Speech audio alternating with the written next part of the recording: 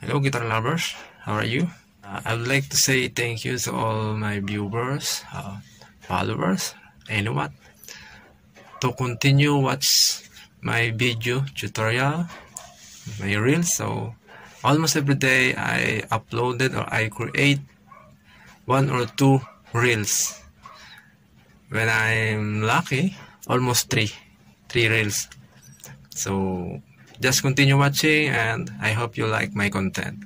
So, and with that, I give you one short easy tutorial, guitar chord.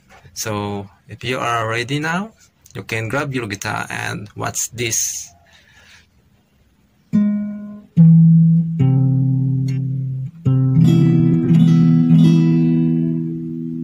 This chord is called E over C chord.